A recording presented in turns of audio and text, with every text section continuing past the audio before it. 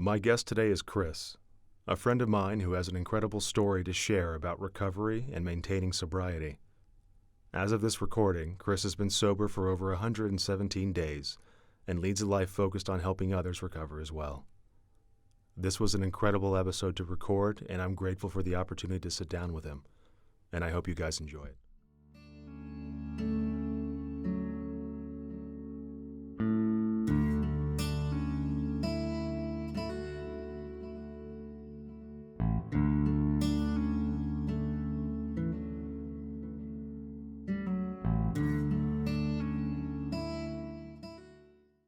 We are looking to be live. Chris, How are you doing, man? I'm doing great, man. How are you today? I'm pretty good. I can't really complain. It's been Long time no see. Yeah. A few days. It's been a few days. Yeah.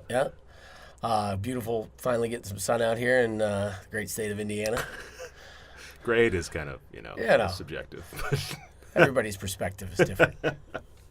I know when we were going to the library to kind of go over what we wanted to talk about today, there was voter people out in front trying to it's like, hey, you can vote? Yeah. Hey, what are you doing? You voting? I didn't told realize them it was I was already a legal started.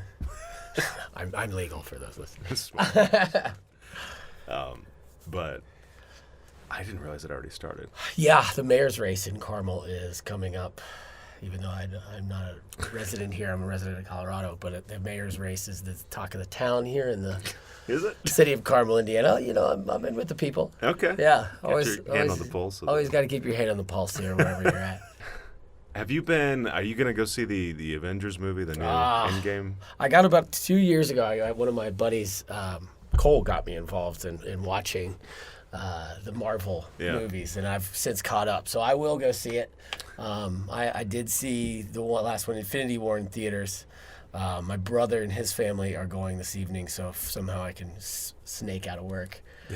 I might go with the kids and my brother's family, but I don't know if that's going to be possible. Yeah. I love those movies, though. How They're about yourself? Cool. Yeah, I am going to go see it probably this weekend. Yeah. And I am just curious to see how it's all going to end. I'm excited for it. I know I talked about it with Luke last episode a bit, and just kind of going over what our top 3 favorite films would be. Yeah. Do you have a top 3? Of the Marvel series? Mm-hmm. Yes. Thor Ragnarok. Okay. That's number 1. Surprisingly, Ant-Man. Okay. The first Ant-Man. Interesting. Okay. And then, I don't know. It's a toss-up. I do like the Endgame was good. It was a little too grandiose for my taste. Infinity War, you mean? Infinity War, yeah. Endgame. Endgame's the one coming out. So, as you can tell, I'm not completely versed, but in my novice, experience, that would, and then probably, but Thor Ragnarok, I think is my favorite because it's just such a comedy. Yeah. And it's just so fun to watch. How about you? Oh God, I'd have to say, Infinity War is up there. Yeah. Winter Soldier. Oh yeah. And then I said the other day when I was talking with Luke, it was a tie between Civil War and Black Panther. Civil War was good.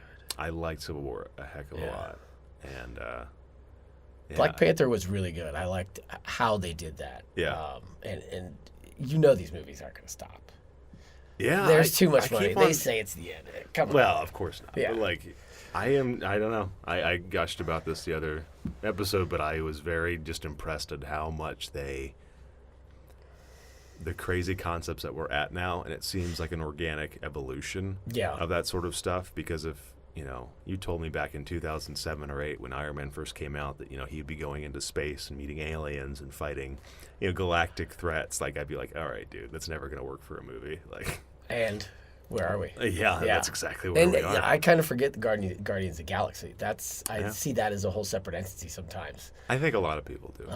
But they've, worked those into the Marvel series, and they are a Marvel series. So yeah. So outside of movie watching, yes, what else do you do for fun? What do you do? Oh God. Here in Indiana, I do. I've been here a few months, and I've lived here on and off a couple times. Indiana seems to be my landing pad for when I find myself in maybe predicaments, put it that way, I guess, as we're reaching into the subject of what we're going to talk about. I do a lot of yoga. I actually was at the yoga studio this morning. Great studio called the Hot Room here in Indianapolis. I'm part of the Karma crew, so I go in and clean up. It's given me a little bit of a purpose to go along with my exercise routine. It's meditative. It gives me health. So I've been doing that. Spent a lot of time with my nephews, and I have a dog, so I walk him a lot. I work a little bit, not a lot, which is nice. That's the way to do it. Yep. I'm lucky that I don't have to. I'm very lucky. I have a great support system here in the state of Indiana, and so I work at a place called the Lemon Bar. Little cupcake slinging. I'm basically a rich married white woman, without being rich married, or a woman, for that matter. So I do yoga. I work at a cupcakery that also serves booze and food. It's a great little spot. And I hang out, walk the dog. It is, and of course, involved in recovery and getting my mind correct by doing things like this. I do attend meetings in a 12-step recovery program here in town. They're all over the country, all over the world. And that has kept me busy. I was doing some therapy when I first got back here, which I since have finished. But there's great support here in the city, and I'm, it's kind of who you surround yourself with, no matter where you go. Yeah. You can find bad people, and I was actually having this conversation this morning. You can find bad people, you can find good people, wherever you go, and it's your choice. So, I'm sure if I wanted to get in some trouble, I could find it. I'm sure you could as well. Before we dive too deep into what the main thing we're talking about here, I was curious on a personal level. You always talk about yoga, and I have sort of tried it before with mixed results. I remember this was a few years ago. I started seeing this one girl, and I thought, because I had been working out for a year or two or something like that then, so it was nothing, but I was pretty in shape, and I was like, here's a cool way to impress this girl. Exactly. And that's how it starts. And so I was like, let's go take this yoga class together. And, because I was pretty fit, and I was pretty good cardio health, and I thought this would be it was a gentle yoga class, and I thought it would be a breeze. I thought it would be a piece of cake, and I'm in there within 15 minutes, drenched in sweat, just really struggling to even keep up with, all of these, suburban moms who I would think that didn't, work out at all. And I'm like, what is going on? So, thankfully she didn't notice, but I think it wasn't the best first impression. I feel like I had to guess. Because you went in super confident. Yeah. Well, I wasn't bragging about how easy. I was just more snide, let's just do yoga. It'll be fun. I've never tried before. I'm going to kill it. And I didn't. I didn't at all. It's not easy. And the beauty of yoga is it's a lot, to make the parallel, it's a lot like recovery. It is progress, not perfection.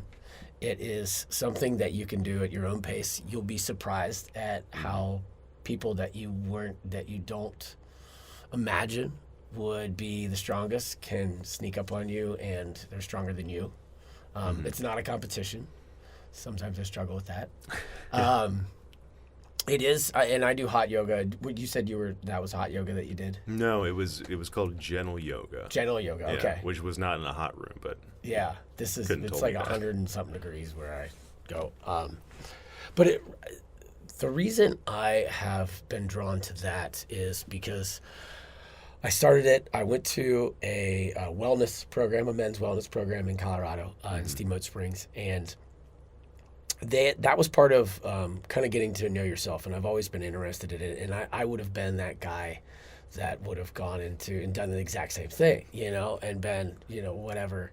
I'm going to show this girl that I'm well-rounded. Yeah. And that I know myself, and I'm, I already know that I'm the best at this, and it's that ego coming through. And when I started doing it, and this was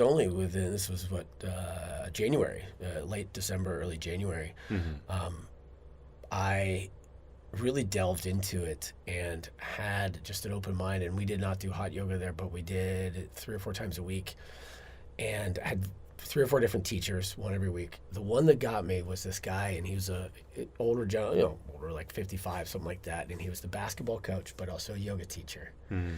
And it couldn't be 2 different parallels. He would come in and he'd read this, some sort of mantra for the day, and he'd come out and he'd put out cards on the thing. And this is like 6:30 in the morning, during the winter. So we'd have to go outside and then come into this big gym. And you'd pick out 2 or 3 cards or whatever, and whether it be, confidence. What do you want? What does it mean to you today? What does the start of your day mean to you? Is it confidence? Mm-hmm. Is it humility? Is it patience? Mm-hmm. Anything along those lines. So you'd pick 2 cards, and you'd sit there and you'd meditate, and then you'd say, this is what I want to concentrate on for the day. This is my purpose for the day. So you do that, and I loved that, but I couldn't do that every day. Mm-hmm. You know what I mean? And I'm not that gentle of a soul. So then another guy would come in 2 days later, and he was like, all right, let's do it. Like a drill instructor. And yoga can be anything that you want it to be. It can be hard, it can be soft, it can be fast, it can be slow. And it can even be that way with the same instructor. It just all is a matter of mindset. Interesting. I do have, there's different types of it, and kind of like one thing that I've learned is to put myself in uncomfortable situations. So, say there's a person leading the yoga class, or say you're out in any part of life and you don't want to be there. It's early in the morning or it's late at night, and you just aren't feeling whatever it is you're doing. Mm-hmm. There's something that you can learn by just being there, and that's something that I've learned through yoga. It's really pretty amazing. Whether it's exactly the right thing. So it's very spiritual. Absolutely, yes. It's very spiritual. I remember, soften myself a little bit. I remember with the guy that at the Foundry. When he'd do those, he was very inward looking yoga, and I remember I shed a few tears first time because I was going through a purpose, wow. a point in my life where I was trying to let go of all these things. And it was really cool. It was, and it was every time, it was really neat. And he'd always tell some sort of anecdote about his life, why that reading that he was doing made sense to him at the moment and related to you. Mm-hmm.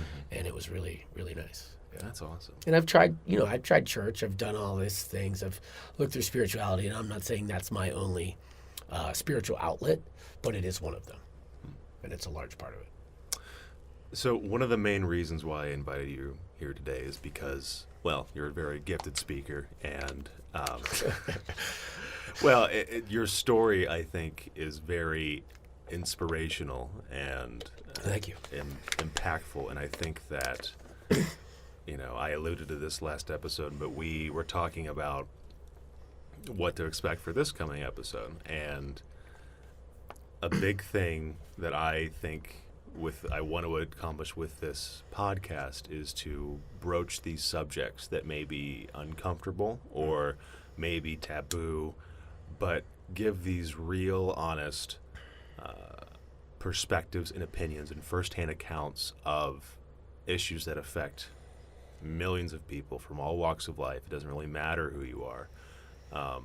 And one of those big ones was addiction, and one of those big ones was, talking about recovery and sobriety and that sort of stuff. And your story really stuck with me, and it's something that I was excited to have you on here to share and to talk more about, what it was like for you going through, your own recovery and sobriety and kind of how you got there and that sort of stuff. So if you feel comfortable, let listeners kind of know maybe a little bit of a foundation of where you came from before you became sober. Yeah. Well, thank you for having me. I appreciate it. It is something that I find helpful for me is listening to other people's stories, and telling my own. And and every time that I get a chance to talk about my story, I look into it a little bit further and figure out something that was missing or something that I overlooked. And every time I hear someone else's story, I find a way to relate to that, whether it be in my own personal journey or whether it's someone else that I know or something that I can look forward to in the future. I've been sober now for 100 and what is today? The 26, right? Mm-hmm. 117 days. Congratulations, bro. That's awesome. And thank you. And it has been just an eye-opening experience. I'm 40 years old. Really the last 3 or 4 years is what got to me. I had kind of, I'd always been a pretty really heavy drinker. Let's not kid each other. And I dabbled in other recreational activities, like most people do in mountain towns. And lived in Cincinnati for a long time. Lived in Tahoe, kind of hopped all over the place. And then I was out before I was here in Indiana, after I left rehabilitation, or my wellness center, what was I going to say? Yeah, I was in Steamboat Springs, Colorado. And traditional mountain town, lots of drinking, lots of fun, really just great people, really just great people. And a lot of, in the traditional sense, a lot of type A personalities. Mm-hmm. A lot of people that are there for the skiing, they, are aggressive, they're like myself, egotistical in a lot of ways. And I'm not that young anymore, but it's a fairly young town. I feel better than I did 117 days ago, that's for sure. So I was, I had been bartending there and worked in a ski shop. And prior to moving there, I had a Segway shop in Cincinnati. And really, that was probably, if I look back on it, was probably one of the most interesting times in my life. And I had a sense of purpose every day. I had I had something to look forward to. I had a girlfriend that moved out to Colorado. I screwed that one up like I usually do. But we're looking not to do that again. But being in Colorado and doing that, I kind of had resided myself to, and I'll talk about my earlier years in a little bit, but this is really how it led up to getting bad. I had resided myself to kind of just being that, okay, so Chris, you're this, you're a bartender, you like to party, you ski occasionally, because as I got more and more into my addiction, I skied less. That was the reason I moved out there. And it really caught up to me, and I think I had just given up, and I'd always had this feeling that this milestone in my life, this 40th birthday milestone, was going to be a significant one, and I could have turned either one way or the other. And so I had a pretty big blowout couple weeks with that.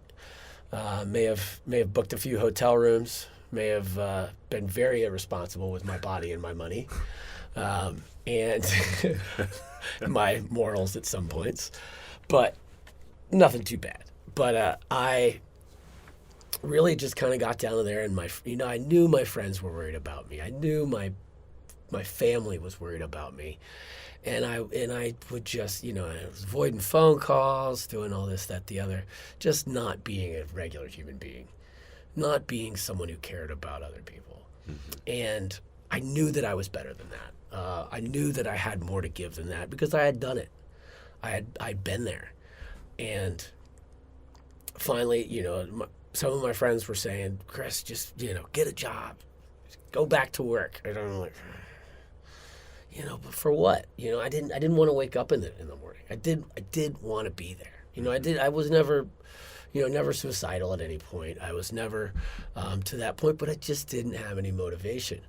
And I think that was because I had resided myself to this is what life is. I had tunnel vision. And so finally I was just like, back paid on bills, owed some people some money, got that taken care of with some help. I'm not going to deny that.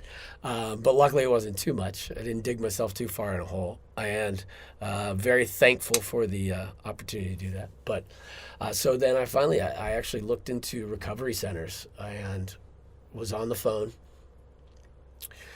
And I remember picking up that phone, man, and just admitting, I'm going to get emotional about it. I calling this guy from this place called the Foundry, and just dialing that phone and being like, hey, I can't do this anymore, and I need help.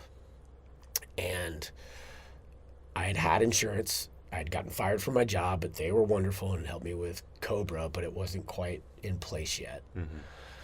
And very thankful for that.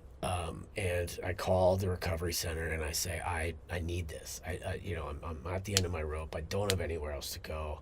And it was drugs and alcohol for me. It just wasn't alcohol.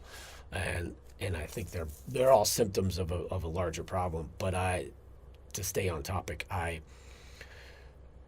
called them. I said, this is what I want to do. And I was like, I'm ready to go right now. Typical addict behavior. I need it. I made the decision. I want to do this right now. And they're like, well, we need some fucking money. Like, it's all nice and good, but we need some fucking money. And I didn't have any. And I, needed to get my insurance to cover it, and it was a month, before I was able to get in. I by whatever it is up there or whatever it is around me that helps me out. My father came out, my friends rallied around me, my support group, even my employer that had fired me, rallied around me and said, hey, we know you need this help. So I flew back to Indiana, did the thing, and I, was just waiting on insurance. I'm on the phone with this guy every single day. And insurance is a whole nother podcast. We won't go into that. It can be wonderful if you know it right, but it's like, put together a puzzle. I feel very bad for people who don't have that option. So then a day after, I was like, well, I'm going to go to Florida and kick it for a little bit with my family, and then I'll go to recovery. And thankfully, they called me. My insurance came through, and I flew out back to Colorado from here. One of my great friends picked me up from the airport, and part of insurance, I had to do one last soiree into drugs and alcohol in order to get in, which is a kind of an unspoken rule. Really? With places, and it's a very strange feeling to be sober for 3 weeks or a month, and then no, in order to get the proper health care that you need, you can't go in sober. So you have to be intoxicated to go into some of these rehabs? I was informed by an anonymous source, definitely not the place I went to, but by an anonymous source that was involved in the recovery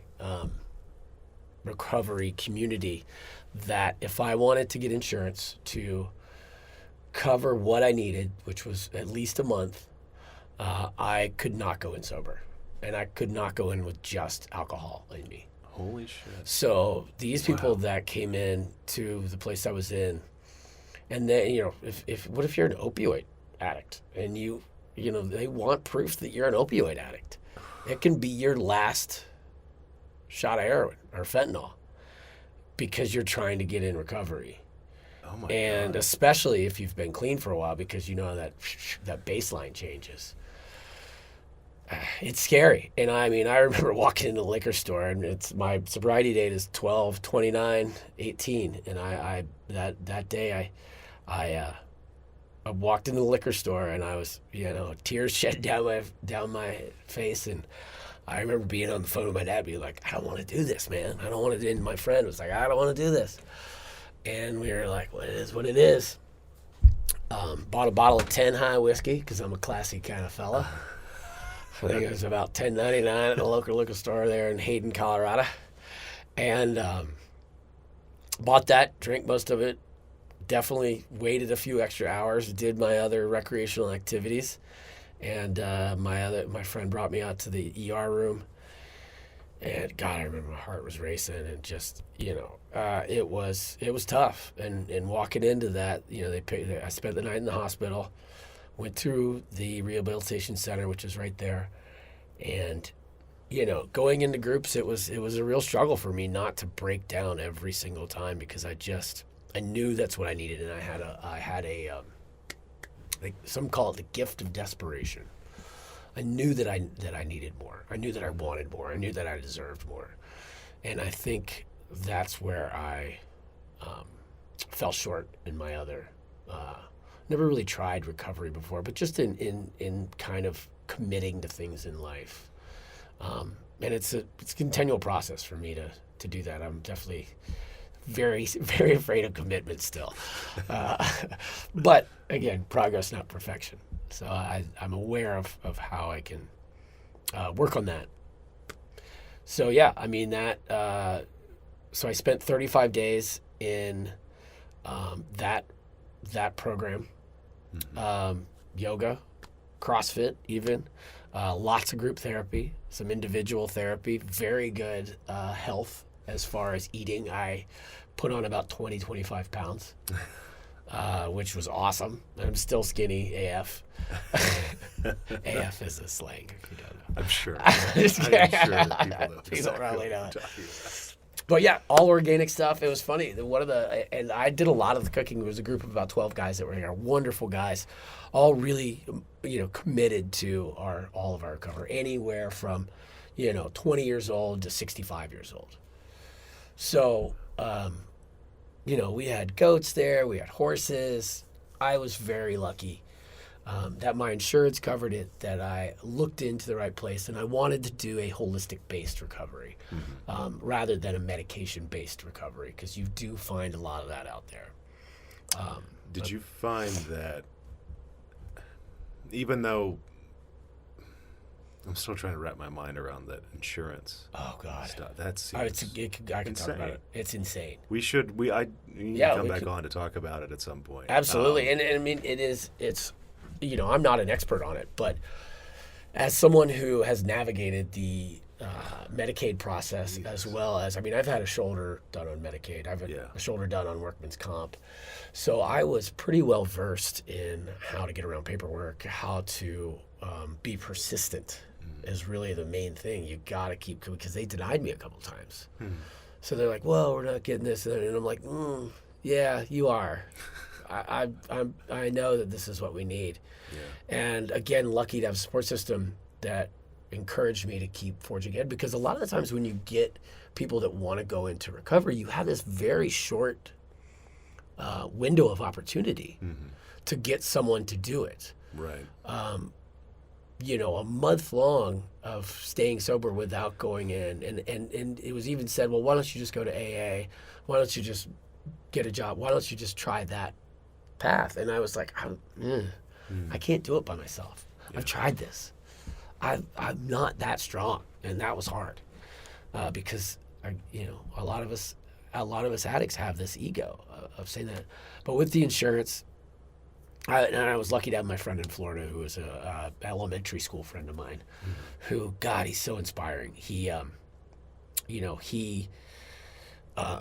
almost died of heroin use, and I in all honesty had written him off. Yeah.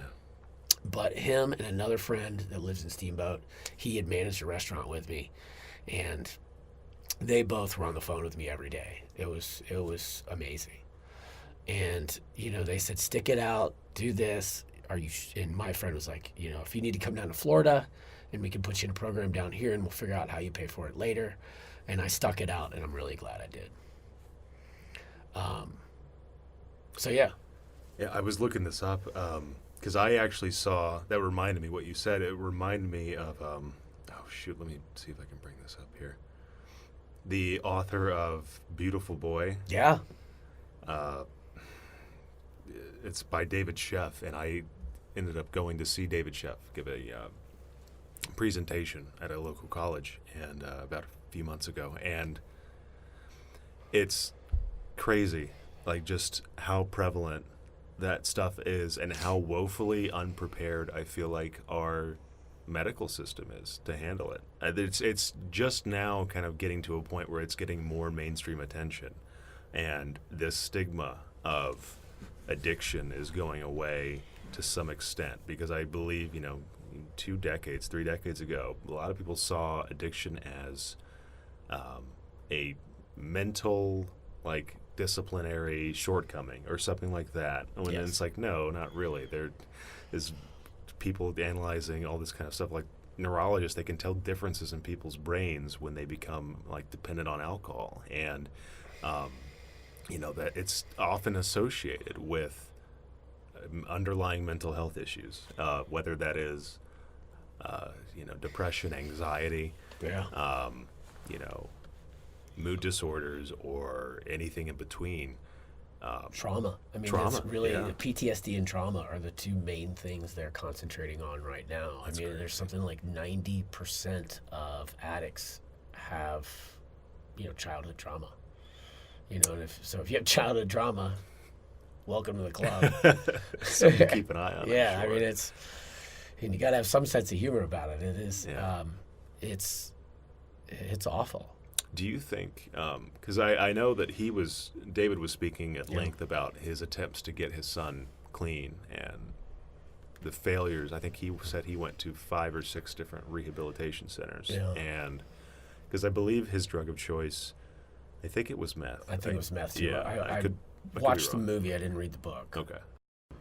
But he was saying that the last psychiatrist that he went to was talking about how she was surprised that he had never had, like, I forget the terminology for this, but like a mental health panel done Yeah. or something. And it unearthed that, his son had like BPD or bipolar or something Yeah. like that, that he was using drugs and alcohol to kind of help mood stabilize and make him feel normal. And it wasn't until he got the proper medical help that he needed to address his actual underlying mental health issues that he started to, like, the sobriety started to stick. Yeah. He started to get some significant, and he's still, I believe, still sober to this day. I mean, it's been, I think he's like 8 or 9 years in or something like that's that. incredible. And and I remember David kind of talking about this, that if he had just gotten one psychiatrist before then to just honestly take a look Yeah. at him and say, hey, let's run you through this panel, this medical health assessment panel or whatnot. Let's diagnose, see if you need to be diagnosed with any mental health issues, that they could have avoided like a decade of like suffering. You would hope. Yeah. Yeah. I mean, you never know. But Right, that's right. coulda, woulda, shoulda is a tough road to go down. It's true, but at least they'd be more equipped, I feel like. Yes, They'd have more tools in absolutely. their arsenal to help attack that sort of issue. Absolutely. And that's something that, a lot of people get diagnosed with mental health disorders, and you need things like Lexapro or whatever it is that will help you keep that mood. And I've, I won't say I've been diagnosed. A therapist has mentioned that I may have borderline personality disorder, which is, kind of a very gray area. I am not on any medication. They did recommend it, and the doctor and I went through a thing, and I know many people that are on medication. I was in the train of thought, which is wrong, that medication is used as a crutch.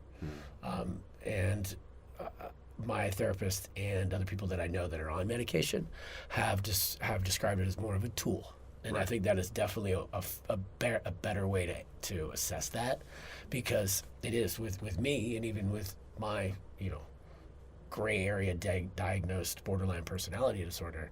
I get highs, I get downs, and through meditation, through things like that, I try to regulate my highs and my lows. And you want to feel what you feel, but you don't want to think that everything's just going to be great, or think that everything's just going to go down to the bottom. Yeah. And I actually have a little bit harder time when everything's going really, really well. I think that I can conquer the world, and I don't take the necessary steps to do such things.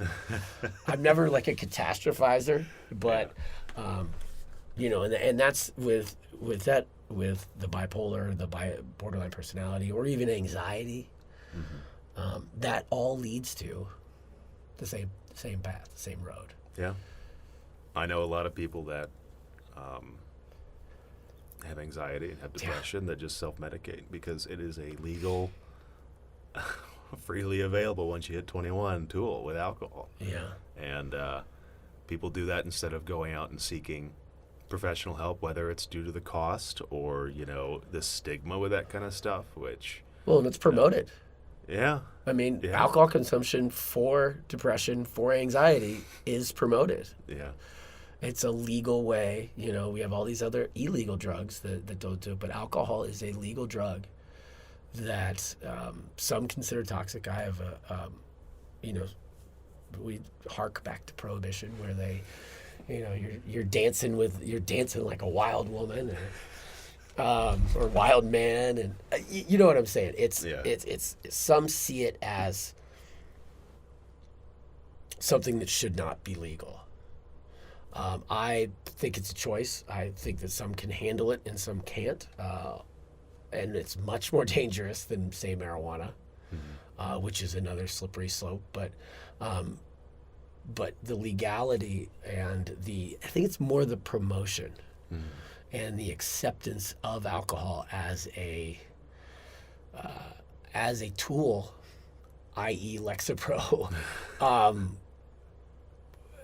for handling what you should feel. And I think that one of the things in recovery that I've talked about with other addicts is feel your feelings, feel your emotions, understand them, accept them, and then try to figure out where you go from there.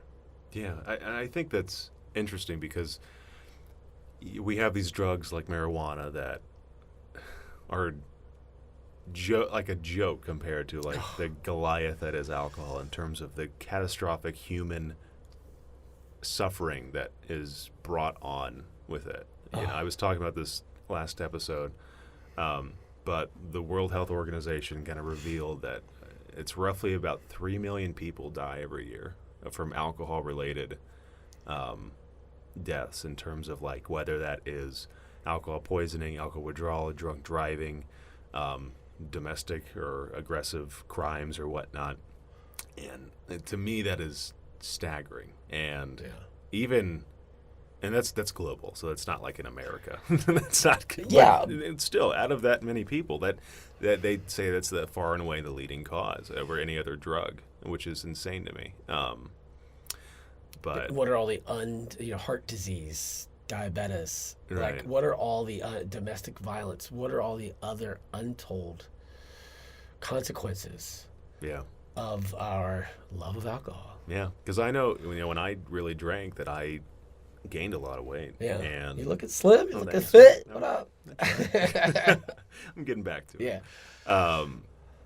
But I know that I gained a lot of weight, and I was just not doing the things that I really wanted to do. And it's interesting.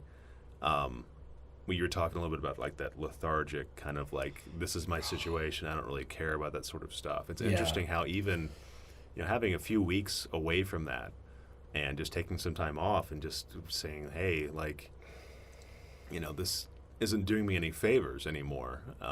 And it's just incredible how you kind of start realizing that you want to do other stuff again. Oh, like, God. So much to do. It's interesting, man. Yeah. So I that really spoke to me, and like that. I don't know. So what's life like for you? Now sober. What are the things that you're doing to help kind of keep you sober and on that right path? Well, one is the groups, as we talked about, yoga, the groups. Really trying to learn. I mean, even little things that get me today, coming into like a place like this, doing this with you, in all honesty, really just seeing what's out there in life. I haven't focused on, I haven't focused on a specific path besides the yoga recovery. I'm planning on getting my real estate license back and getting that in Colorado. But concentrating on a couple things at a time is good, but seeing all these things. I went to a concert that I probably would never go to, like kind of a pop concert that I went to a few weeks ago, Maggie Rogers, and went by myself, which is kind of weird in one way, but I ran into some people that I kind of knew. But doing things like that, going to the ballet, just talking to people and having a clear head. I went to the repertory theater with a friend that's in recovery who has a very large age gap. This guy's 70 years old, and I was at a group session, and he was like, I don't have anybody to go to this thing with, and I'm trying to socialize, and I'm like, I fuck with the theater.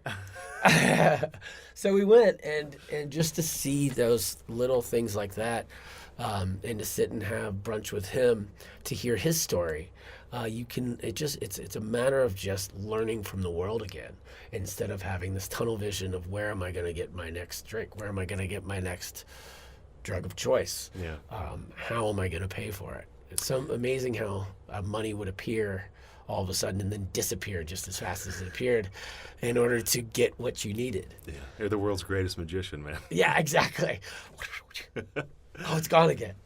I wonder if, like, because kind of going back to what we talked about with alcohol being so entrenched, and I think entrenched is a good word because it is so, like, a part of our society. Whenever you get married, whenever you go out for a business meeting, whenever, any kind of birthday or celebration. Irish funerals. But it is remarkable when you just take the concept of using a drug to enjoy something more. Like if you substitute alcohol with like heroin. Yeah. Heroin at every funeral, Irish funeral, heroin every wedding, shooting up in the corner. Marijuana at every, like, not that marijuana is, but like to some people, what I mean. To some people, people freak out about marijuana, but they'll freely just drink away. Like, doesn't make any sense. It's all societal norms. It's crazy. It's crazy how we convince ourselves as a society that this one thing is good and one thing is bad, and you look back at why we do that. Yeah, it's all about money. It is all about money. I mean. It's not about money, it's about money. Classic saying. That's true. Do you think that that I'm trying to think the right way to kind of broach this. Do you think that there's a lot of pushback with maybe bigger like alcohol consumption companies, or with like trying to either get sober or to not have that be promoted so positively in media? There is, and you know who's actually pushing back is the marijuana industry. Really? The marijuana industry is gaining a lot of ground in political arenas. Just this last Super Bowl, you had CBS cancel refuse to air a commercial in regards to CBD being used on children with epilepsy. And so if there's Charlotte's Web is a version of CBD, zero THC. And I forget which company it was, but they were going to put, and it might have been a legislature, I'm not sure if it was a state or whatever thing, but it was going to be nationally aired commercial in regards to medical marijuana uses. Instead, we get whatever Lisa Bonelli and whatever Lenny Kravitz's daughter luring me into waterfalls with shitty light beer, Michelob Ultra. So I actually watched the Super Bowl in rehab. Oh, no kidding. Yeah. So it was a big thing. It was kind of fun because we did. So this is a good way of having fun. Is we, I helped plan the menu. I was kind of the chef. Let me put this thing. I was kind of the chef half the time to a much greater chef that is there. He's better than I am, but I gave it a shot. But he put together like chicken wings, nachos, but it was a big thing of when the beer commercials were on. So I was very cognizant of this situation. When the beer commercials were on, people who had really big problems with alcohol consumption, alcohol addiction, were like, I mean, it was like, Trigger City. So this thing with the CBD or with the medical marijuana was turned down because of money, because of lobbyists. And, you look back, I won't get into the whole history of it, but if you get a chance to look into the history of marijuana and why it was illegal, it's actually, I think it's due to logging, because they were making paper out of hemp and rope out of hemp, and the logging industry lobbyists lobbied for marijuana to become illegal because they couldn't make enough money. Mm-hmm. It's that's the long and short of it, the short and short of it. Wow. But it is, and I don't think alcohol is going away anytime soon. I don't think it should, in my opinion, because I think it does. I'm just not. I have an allergy to it that I can't handle anymore, and that is, allergy's a short way of saying I'm a fucking drunk shithead. I'm a gutter drunk. It's a much short, yeah. So if I were, if we have to edit that, but if you're 18 plus, you can watch this. So yeah, I don't think it's going to go away because many people do enjoy it, and I there's money to be made. There's a shit ton of money. There's a lot of things that depend on it. I think that the rise of marijuana and CBD, whatever side effects that has, which we will most likely see here in the next 20 years, it'll be weighed on whether that is going to be, another form of treatment. I mean, the pharmaceutical companies are obviously fighting back on that quite a bit. Yeah. Monsanto, I think, is trying to get into the weed game. Really? Yeah. I think they have gotten in the weed game. You look at Ohio as one of the most interesting places as far as because CBD is nationally legal now. Anything derived from marijuana that has the THC taken out is nationally legal. You can ship it across state lines. You can do whatever. But marijuana is not. In Ohio, has now taken, from what I understand, is taking CBD off the shelves, and they're trying to pass a law to legalize marijuana and only have a certain amount of people that can grow it, i.e. large corporations. Yeah. So the problem with marijuana is that, and it's the same with alcohol how it was. It's you still can't distill small batches of bourbon in your basement or gin in your basement. You have to have a license. You have to pay taxes on it. Weed, it's like throw something in the dirt, it's going to come up. It works. It's just so easy to do. Huh. I don't know if we digressed off the subject. No, I never really paid attention to that industry before. It's amazing. It's one thing that I've used. A lot of my addiction came from pain. I dislocated my shoulder years ago, like in 2002, surfing. The first time I ever went surfing, thinking I could do it. Seems like something I would do. It's like February in Santa Cruz. I'm like, yep, got this. My buddy that was traveling with me wasn't too happy, but yeah, dislocated my shoulder, and that became an issue that I dislocated over and over again. And and luckily I never got into the pain medication business. I would take them occasionally, but I would drink it off. And then really as I was saying, the last 3 or 4 years, I actually had an infection. Another thing that got me into recovery was my health was deteriorating. So that's why I do take my health more seriously now. I'm not going to say super seriously, but more seriously now because, I have some oral issues. The shoulder I've gotten fixed, but I recently had surgery on my sinuses. So you can guess my drug of choice, and it is a nightmare. But I had a sinus infection probably the last 3 years, and I was just drinking it away. You know what I mean? I would get a headache, and I had these teeth pulled, but I would get rid of these things and just drink off these headaches. And when I stopped drinking, I got these headaches back, and I'm like, oh, I remember those headaches. I was only sober for about an hour at a time, but and I'm not saying that's the only reason, but that was a large part of it, and it was pain management for me. So now I use a little bit of Aleve, but I try to get away from that. I asked for an Aleve. I did have some Vicodin when I had my last surgery, but I gave that to someone else because an addiction is an addiction is an addiction. And they doled it out to me as needed, and that worked out really well. Right. So again, that's kind of knowing my boundaries. Right. But CBD has been great. I actually have a buddy of mine, shameless plug right here, Pure Natural CBD out of Memphis, Tennessee, and Steamboat Springs, Colorado.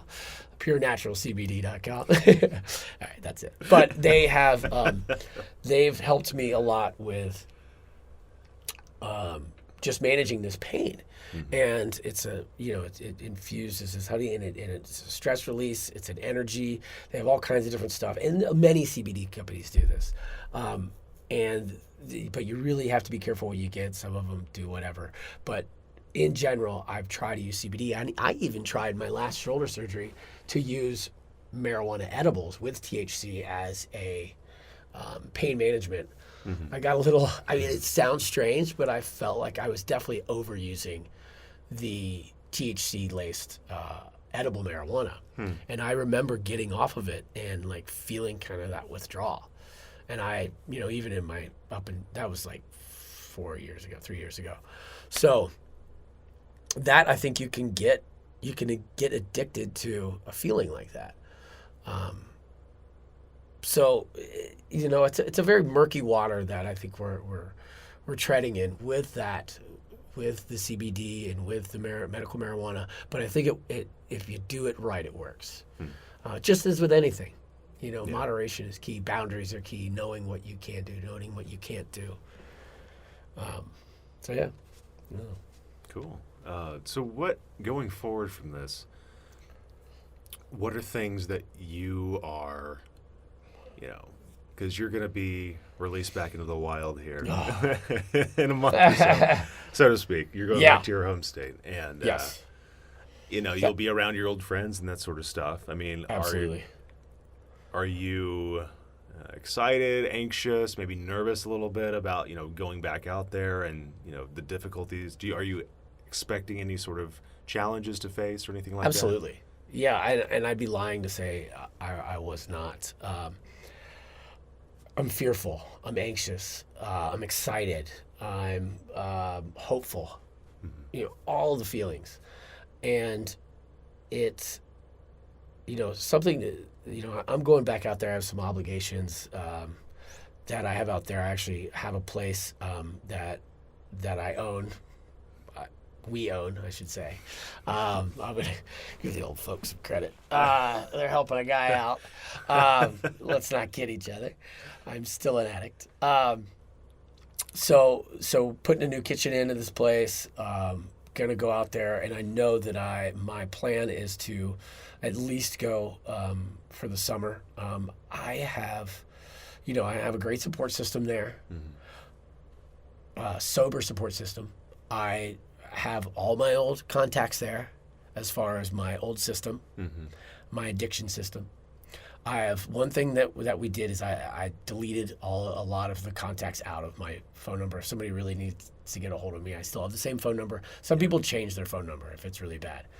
But I deleted all the glorification pictures that I had, deleted contacts that I know I didn't need. Really, I was lucky enough that I got to go around town, which is a small town, and kind of just say, this is where I'm at, both before rehab and after rehab. This is where I'm at with my life. I hope you respect that.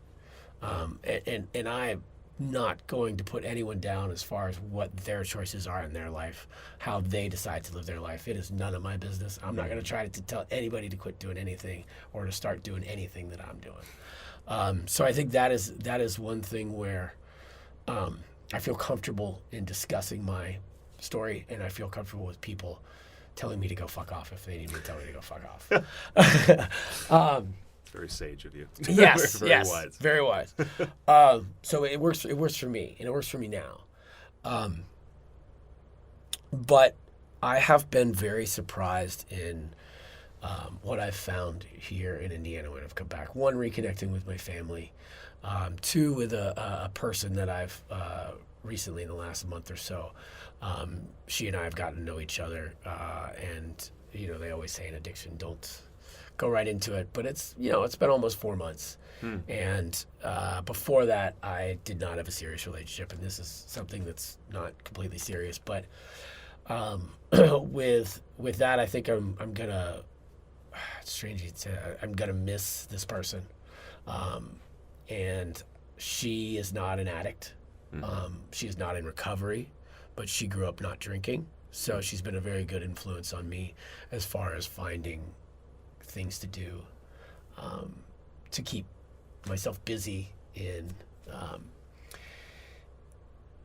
active sobriety.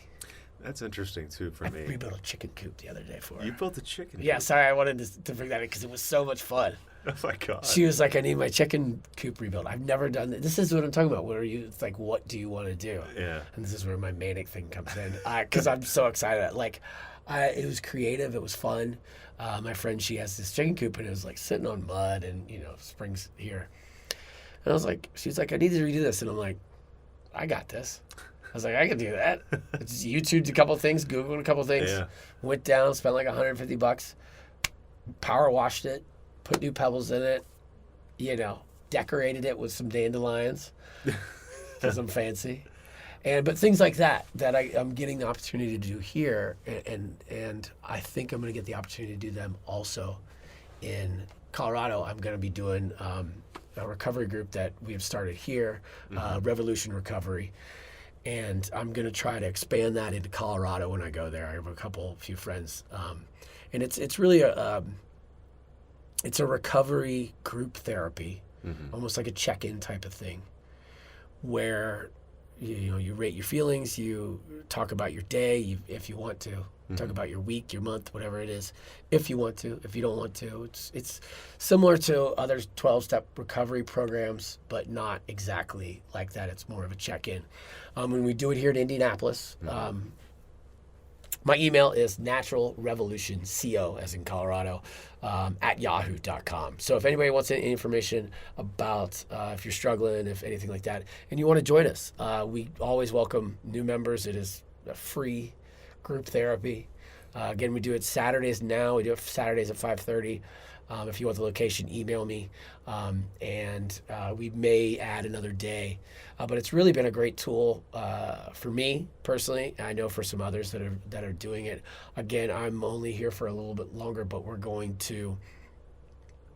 I'm going to continue to try to do it out in Colorado, and it's something that I'd love to see other people pick up if someone's serious about it. We do have kind of an outline, but start with coming to a meeting, checking us out, and I encourage people to go to other 12-step meetings.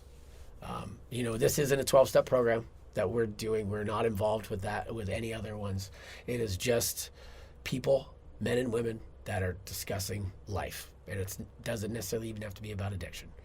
If you want to be a better person, or at least figure out how shitty of a person you were, that's me. That's my case. Then come and talk with us. That's awesome. We're backtracking just a little bit. Yeah. I know you mentioned that your friend doesn't really drink. Yeah. And I thought, for me, when I made the decision to stop drinking, I thought that was really interesting because I thought that everyone drank. Yeah. But there are people, there are plenty of people that just reach the same natural conclusion that it's not something they want to partake in anymore, and it's not doing them any favors, or period, they just have had, an experience in their life or whatnot that just kind of just shies them away from it entirely. Just doesn't do it for them. And I'm really surprised. And it's interesting when I go out and I hang out with friends and I tell people that I don't drink, most people don't care. But who's the one that cared the most? But here's the thing, though, that's interesting is that there are some people the people that do seem to really kind of question it aggressively are ones that I kind of maybe subconsciously think that they might have a little bit of a issue, and they don't like that light reflected back on them. I think that you're correct about that. That is also one of those things. It's like you can't tell them. You can't be like, oh, you don't want me to drink because you're an alcoholic. That's just the worst idea. Because people come to their own conclusions, and people are going to do what they want to do. But I think that's a very good point. Yeah. And I think really the main point of that being, of what you're saying, is that people don't always drink. You can have fun without drinking. There's a big movement now in the bar scene. I'm a bartender. I had a restaurant for years back in Cincinnati. I've been a bartender everywhere. They're coming out with sober bars. There was a big article in the New York Post, I think, a day or two ago. No kidding. Your fucking idiots are paying $13 for coconut water, but still, like, you can see, there's ways that in New York City now, they're having, and actually all over the country, there's another chain of bars. I forget what it's called. I don't know. I'll figure it out. But started out of Austin, and now I think they're in Dallas, Phoenix, maybe Denver, where it's a sober bar. And what did you used to pay at the bar on a regular Friday night? I'd drop $150 easily. Yeah, That's just me.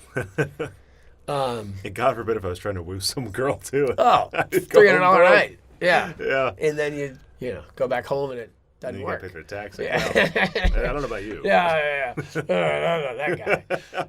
I drank a lot of whiskey, so you can put two and two together with that one.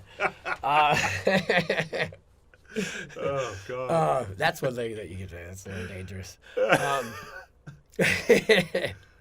But that is, it's really neat. And there's groups there's another thing, and that's one thing I think Indianapolis is catching up on.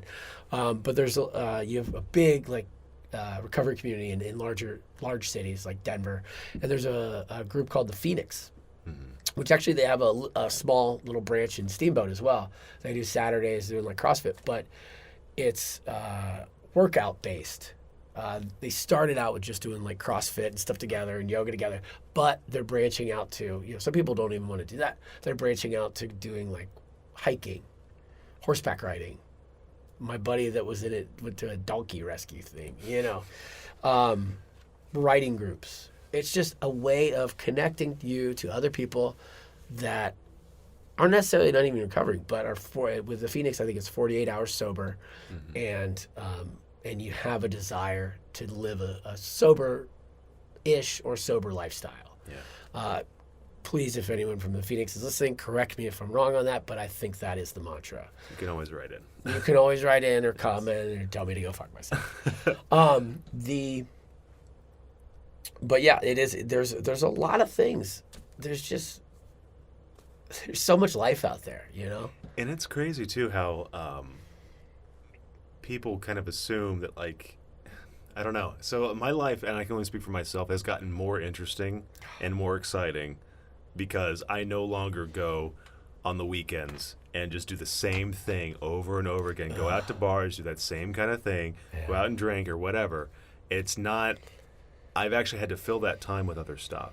Yeah. I've had to actually do other stuff, and it's brought me to do these really cool things that I never would have done if I was just complacent and just this is my schedule. I work 9 to 5. Then on the weekends I go out and party. I hate my job, but I'm too hungover on Mondays to do anything about it. I'm not going to change anything. I'm going to hate it more next week. If you had any piece of advice to maybe someone who is listening to this who thinks that, hey, I am either getting sober, thinking about getting sober, or trying to lead a life in recovery, what would you say?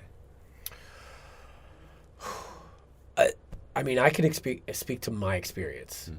Everybody's situation is different. I know what worked for me was figuring out the problems that the symptom of alcoholism and drug addiction was, to figure out where I was in my heart, in my brain, to try to be just a better person, to try to do things that you wouldn't typically do. God, I mean, that's just it's a great question. And I know reaching out, dropping my ego, and asking for help, I think is the first thing. It's really, if you feel like your life is out of control, if you feel like this circle of, addiction, this circle of, depression, this circle of just general malaise is getting to you, ask somebody, because they're probably going to have the same sort of feeling, or they've been through the same thing, or they know someone that's been through the same thing, and they can really at least help you in that moment in time.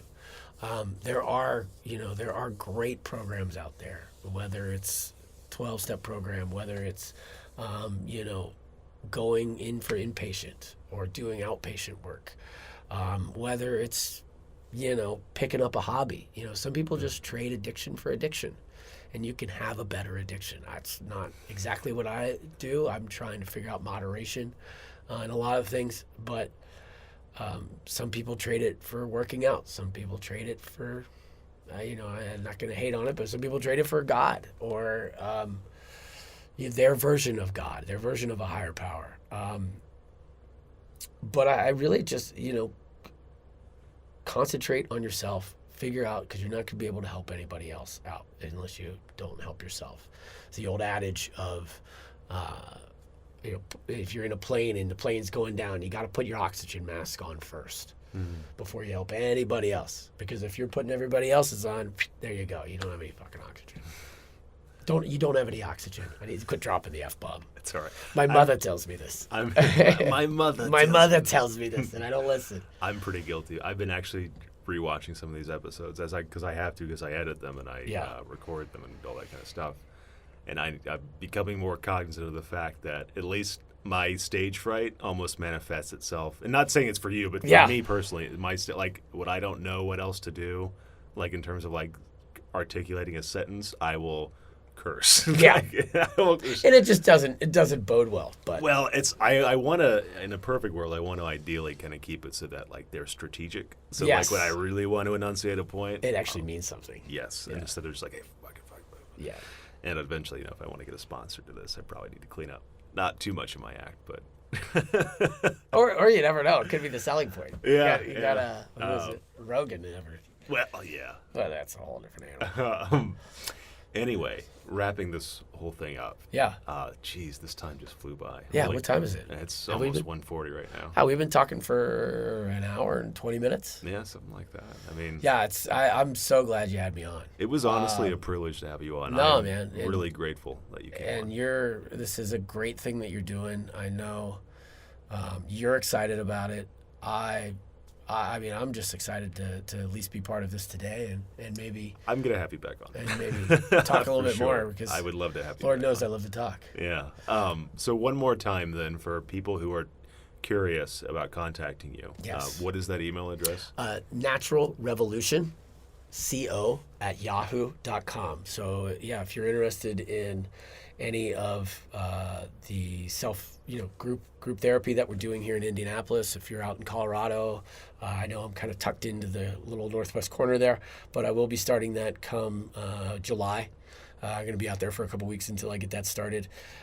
Also, if you're interested in any CBD products, again, I've been using that, the Pure Naturals, CBD.com, and then of course my email if you want some information on either or any of these things, or if you just need someone to talk to. That's part of recovery, is reaching out and helping others that may need a little push, or at least pushing them in the right direction. So that's Natural Revolution, CO@yahoo. Awesome. And for me, you can find me on Twitter at Alexander D. Hall. Again, that's Alexander D. Hall. And if you have emails that you want to write in, I will save these specific emails, because I imagine we'll probably get a few people writing in I hope so. with questions. I will save those emails for when I have Chris back on to read those. But you can email us at contact, that's CONTACT, at thedigitalfireside.com, contact@thedigitalfireside.com. And I found out that we are up on Spotify now, which is fun. That's awesome. Yeah, and we're on Castbox.fm, and I believe we're still waiting to hear back from iTunes, so that probably will be about another week or so. But yeah, I'm very excited to get this all going, and I am just super thrilled that I had a chance to have you on, man. Chris, Dude, it's awesome. Really thankful. Thank you. Appreciate it, brother. Man.